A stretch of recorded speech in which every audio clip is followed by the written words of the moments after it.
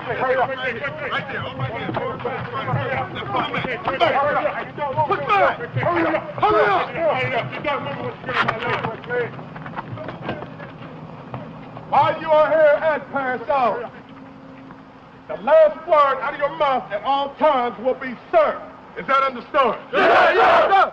Anytime any Marine, any officer, any drill instructor tells you to do anything, we do it as fast as we daggone can. Is that understood? Yes, sir. Anytime that anybody talks to you, you will sound off in a loud voice, the loudest voice that you could possibly muster. Is that understood? Yes, sir.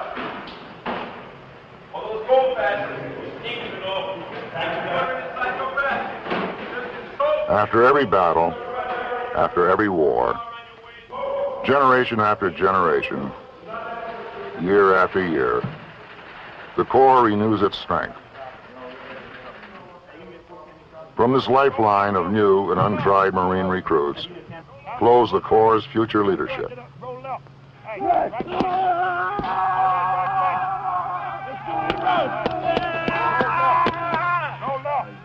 Like thousands of Marines before them, many may later be called upon to lead men under the most demanding and challenging conditions, combat. But gaining skills to successfully lead men into combat does not just happen.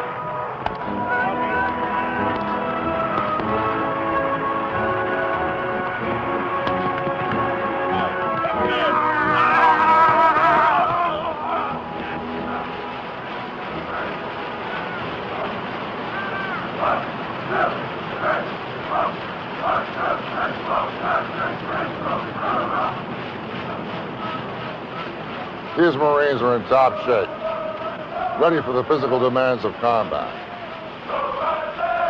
Physical conditioning like this, along with realistic training, prepares Marines to fight and win on the battlefield. Like every Marine that I landed with on the beaches of Kwajalein, Eniwetok, Saipan during World War II, we were ready to fight before we shipped out to the Pacific.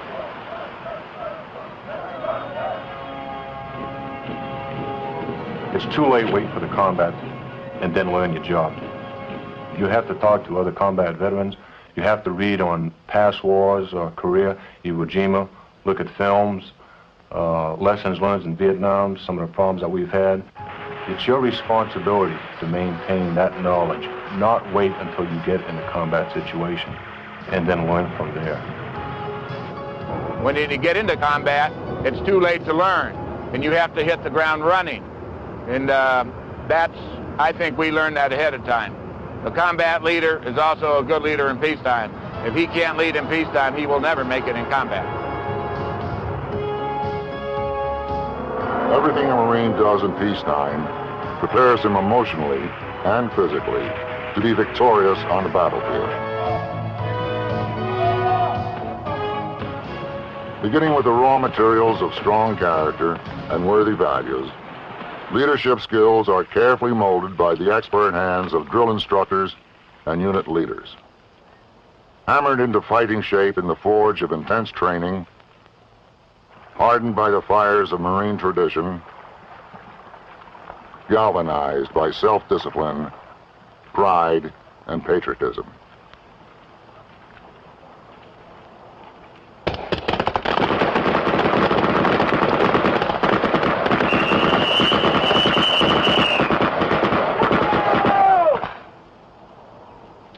These Marines are gaining skills in small unit tactics and leadership. They are fortunate to be learning such skills from a combat veteran who saw them work in Vietnam. The combat wisdom that is hard for him to pass on, however, is what war itself is really like. It takes the actual living and the intense and awesome reality of war to appreciate the thoughts, the hopes, the fears that run riot in the minds of men in combat. And eliminate them with the maximum firepower that's available to you. It begins with the waiting. Waiting to go in. Waiting to take off. To move out. To move up. waiting to go into what one Marine combat veteran calls the savage, brutal, exhausting, and dirty business of war.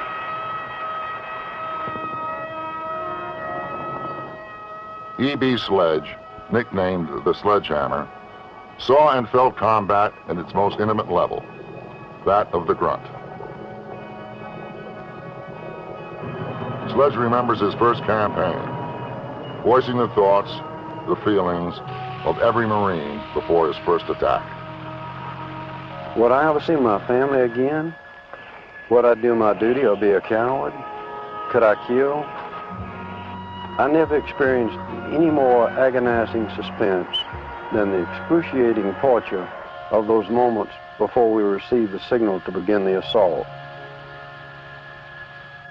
I broke out in a cold sweat as the tension mounted with the intensity of the bombardment. My stomach was tied in knots. I had a lump in my throat, swallowed with great difficulty. I felt nauseated and feared that my bladder would empty itself and reveal me to be the coward I was. Fear, a reality of war. Fear of the always present danger of being killed or wounded, anticipation of the unexpected, apprehension that one may not measure up as a Marine under fire, or letting a brother Marine down. Fear grips all men going into combat to some degree or another. But fear does not mean the lack of courage. Courage means overcoming fear and doing one's duty in the presence of danger, not being unafraid. Yeah, I can remember the first time I was in a combat, first firefight. I think first of all, you're absolutely right. Everybody is scared. And you really don't know what to do. But then you start realizing what's happening around you, and you know you're in charge. You better say something. You're going to get everybody wiped out. You take charge and you say, all right, let's move out. And you get up and you move out with them. They're going to see this. They gave us the word that we were going to Grenada, and everybody was excited, scared, confused. And we had one gunny, Gunny Ash, who was a Vietnam vet, and everybody kind of looked up to him for advice. We knew what we were going to do, what we were facing, but we weren't sure of how to handle the fear of combat. But once we had landed onto the island, things fell into place. The fear was controlled. It didn't go away, but it was controlled, and the training that we had had prior paid off. We felt confident and comfortable with what we were doing. We knew what we were doing. We were ready for any kind of mission that we were going to face. Confidence in their previous training, their leadership, their fellow Marines, and themselves is enough to overcome most fears. When the orders came, Robert, Bailey, Sledge, and the Marines around them moved as every Marine is trained and committed to, against the enemy.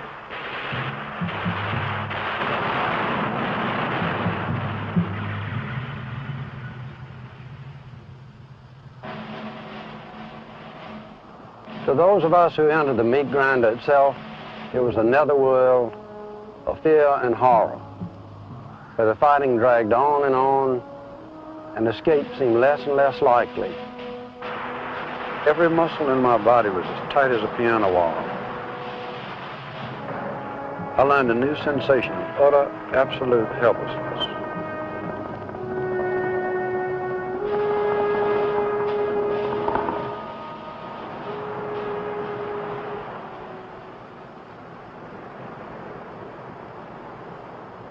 At times, it was as I was alone out there on the battlefield, utterly forlorn in a tempest of violence. Often it seemed impossible that we could ever reach our objective, yet the thought never occurred to us that our attack might fail.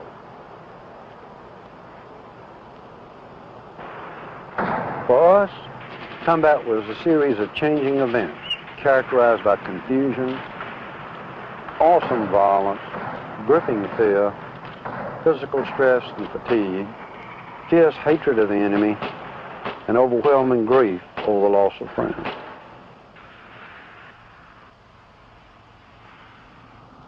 The end of a patrol, a battle, a campaign.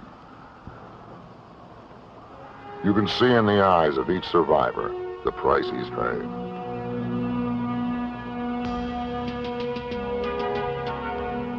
Yet throughout the history of the Corps, Marine combat veterans have gone on to fight again, and for good reason.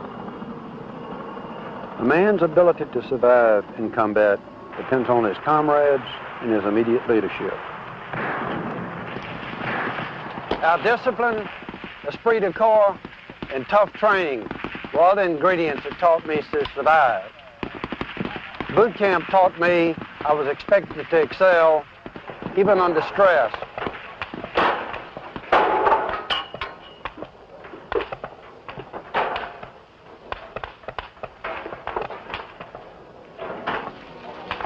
Combat is a vindication of Marine training. Proof that each Marine can use his weapon and equipment efficiently in combat. Proof that he can trust and depend upon the Marines on each side of him and on his leadership. And we have something else going for us. Patriotism, a deep love of this country and all it stands for.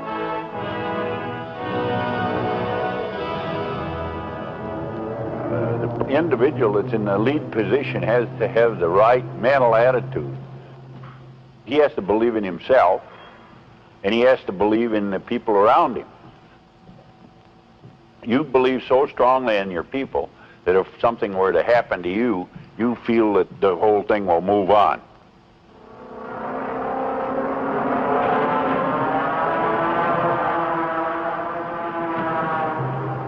What inspires Marines to excel like no other fighting man? That's the esprit de corps, and it's the price you pay when you graduate from boot camp. You earn something, the title Marine, and that means something to everybody. There is something special about Marine esprit de corps that can be sensed right away. A British observer, while watching a Marine regiment move against a communist division in a last-ditch effort to save the Busan perimeter, our last toehold in Korea, said, and I quote, "They are faced with impossible odds, but I have a feeling that they will halt the enemy." I realize my expression of hope is unsound, but these Marines have a swagger, snap, confidence, and hardness that is so apparent. Upon this line of reasoning, I cling to the hope of victory.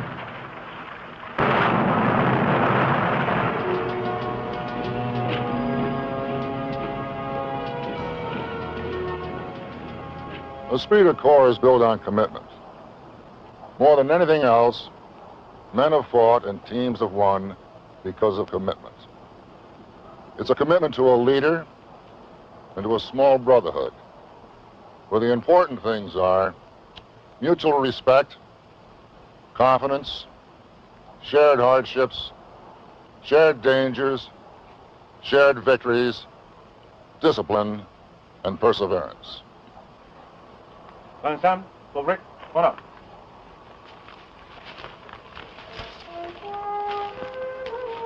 Marines fight because of their perspective on how they fit into what I would call a family.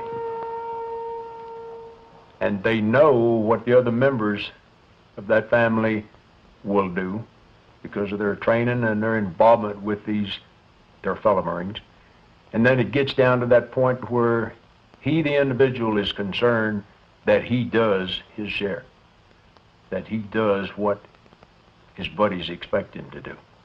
And it's not letting those other Marines down. Marines fight for other Marines. They fight for the Marines in their unit, their buddies, the guy in the next foxhole, and they also fight for all those Marines that have gone before them.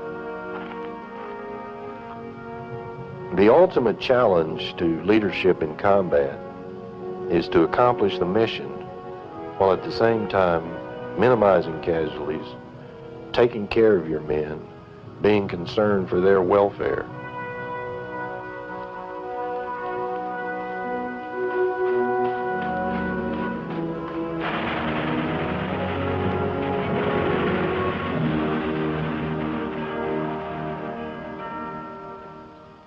For his comrades who struggled, bled, and died, and eventually won, on Peleliu in Okinawa, E.B. Sledge wrote in his book, and I quote, "We forged a bond that time would never erase. Marine Corps training taught us to kill efficiently and to try to survive. But it also taught us loyalty to each other and love."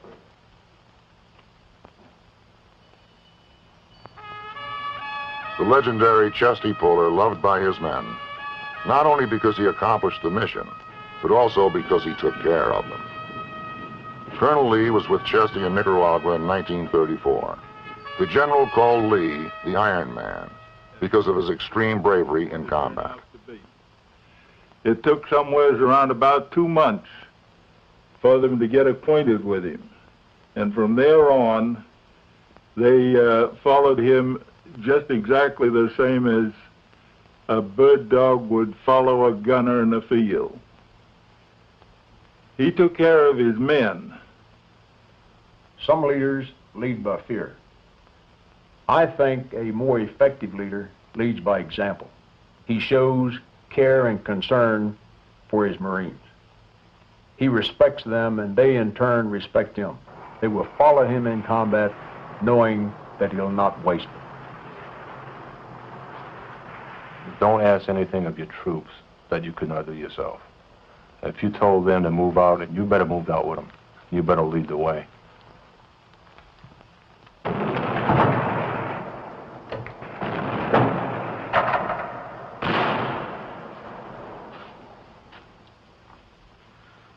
When I think of Peleliu, I think of K Company, 3rd Battalion, 1st Marines. K Company was the left flank company in a 2-regiment landing on the island of Peleliu.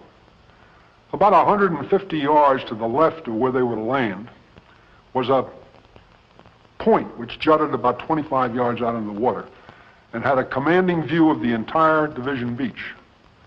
K Company's job was to take that point.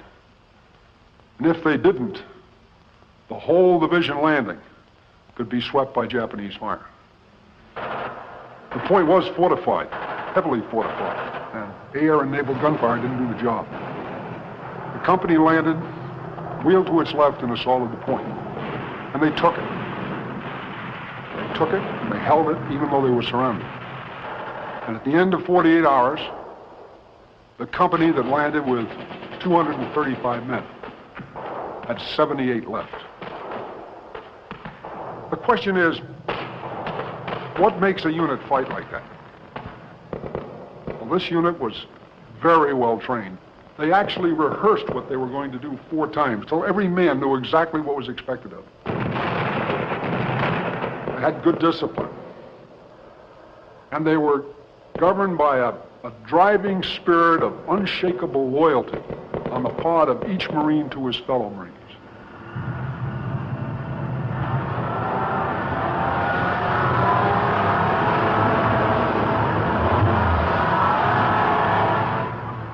Today's generation of young Marines operating state-of-the-art equipment.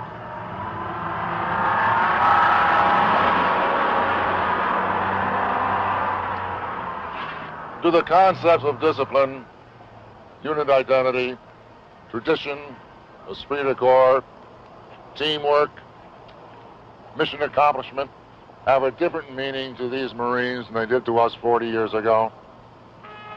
Is a different approach to leadership needed to inspire these conditions?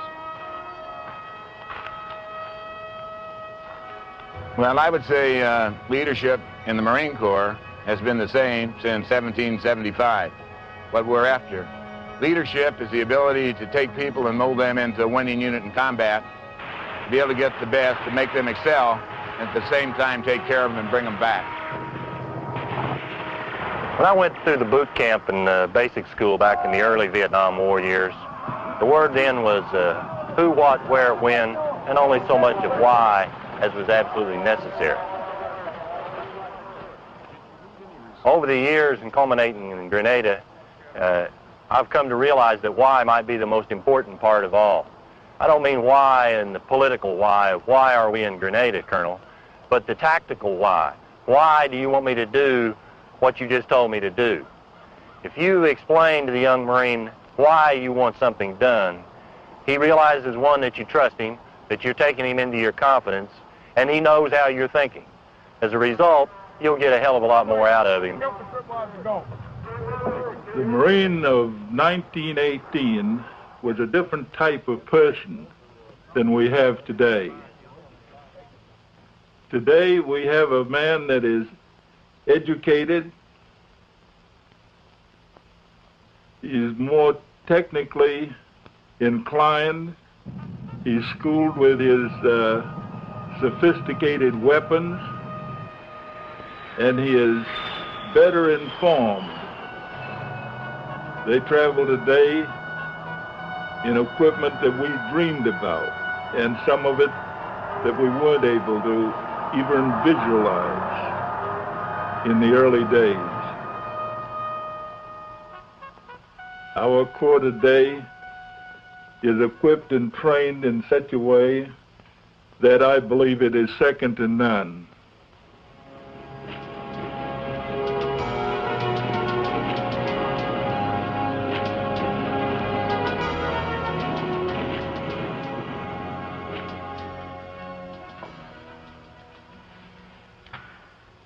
In the 3 wars that I've served in, there have been a lot of differences. We fought against different people. We fought in different countries. We fought with different weapons. But one of the things that I believe has been constant in all 3 of those wars is the basic foundation of effective combat leadership.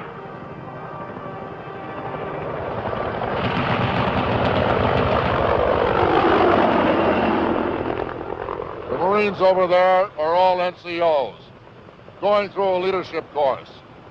They've been taught leadership traits and principles throughout their training. The same ones taught to my leaders in World War II. The same ones taught to leaders during Vietnam, the Korean War, and long before.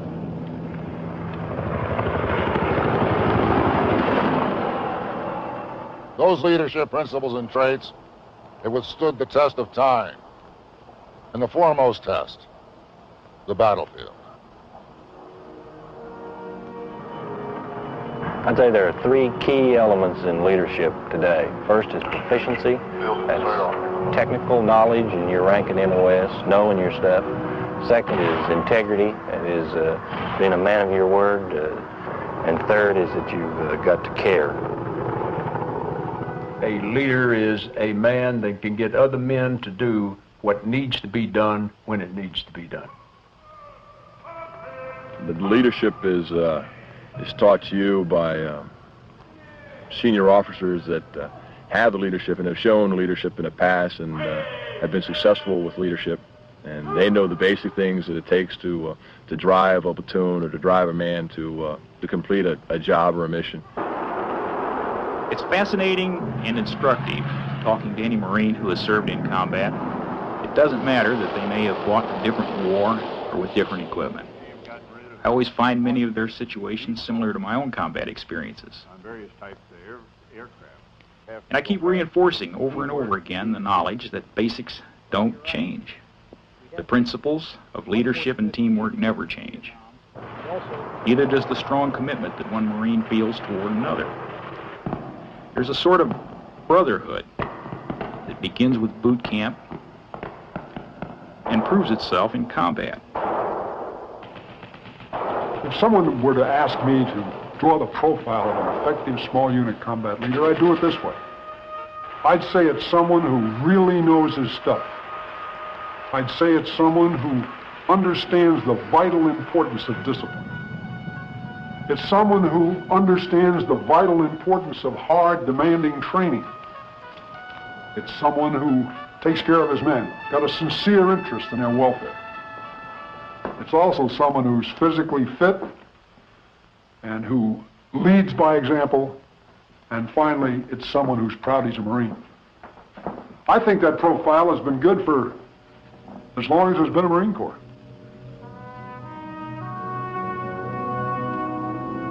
Throughout our long, proud history, combat veterans have taught untried Marines how to fight, to lead, and win on the battlefield. As these veterans leave the Corps, they take their combat experience with them. But to those who would study and learn from those experiences, the wisdom of combat will not be lost.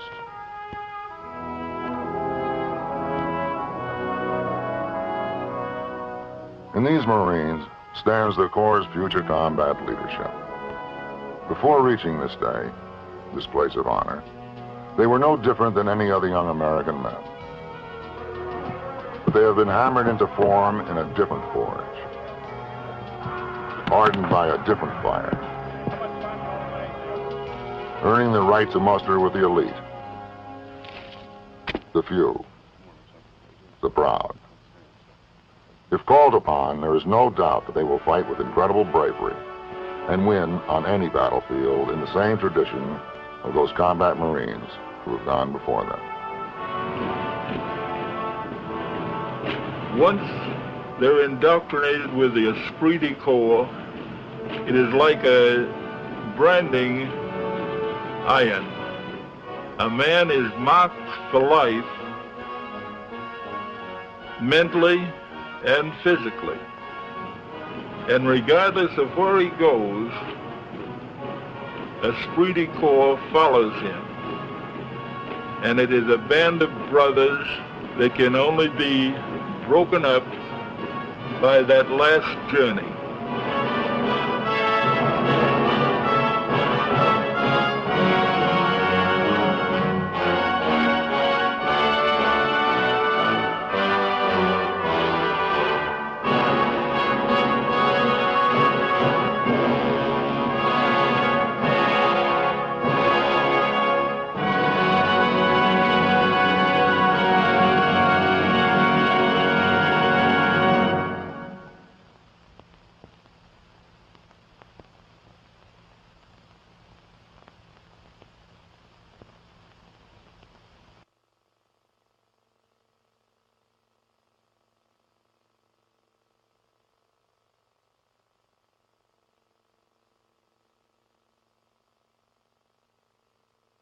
Do it as fast as we daggone can. Is that understood? Yes, sir! Anytime that anybody talks to you, you will sound off in a loud voice. The loudest voice that you can possibly muster. Is that understood? Yes, sir! Well, let's go fast. After every battle, after every war, generation after generation, year after year, the Corps renews its strength. From this lifeline of new and untried Marine recruits flows the Corps' future leadership.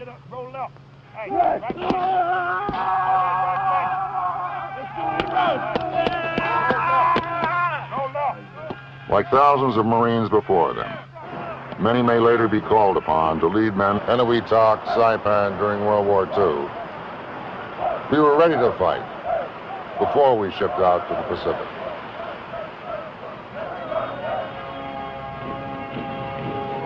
It's too late waiting for the combat and then learn your job. You have to talk to other combat veterans. You have to read on past wars or Korea, Iwo Jima, look at films, lessons learned in Vietnam, some of the problems that we've had. It's your responsibility to maintain that knowledge, not wait until you get in a combat situation and then learn from there. When you get into combat, it's too late to learn, and you have to hit the ground running. And that's, I think we learned that ahead of time. The combat leader is also a good leader in peacetime. If he can't lead in peacetime, he will never make it in combat. everything a Marine does in peace under the most demanding and challenging conditions. Combat. But gaining skills to successfully lead men into combat does not just happen.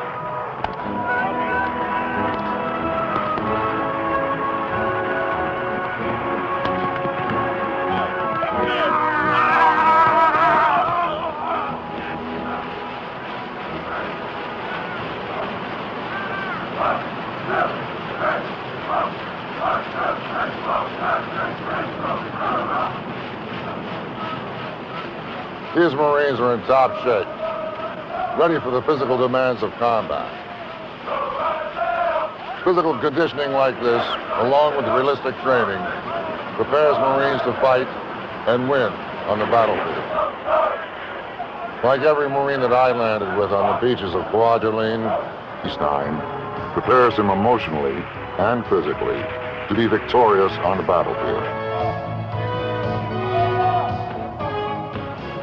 Beginning with the raw materials of strong character and worthy values, leadership skills are carefully molded by the expert hands of drill instructors and unit leaders. Hammered into fighting shape in the forge of intense training, hardened by the fires of Marine tradition,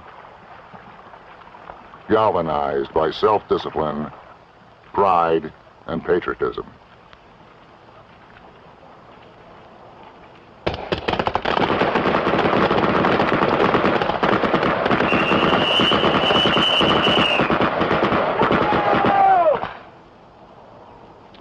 These Marines are gaining skills in small unit tactics and leadership. They are fortunate to be learning such skills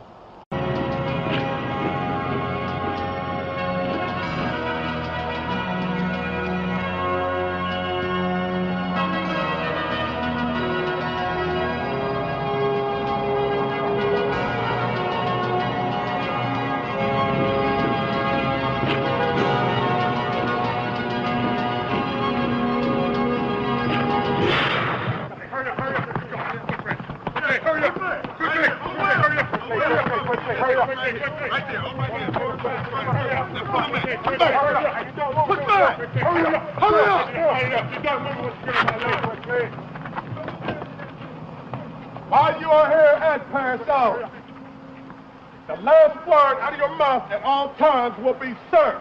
Is that understood? Yes, yes. Anytime any Marine, any officer, any drill instructor tells you to do anything, we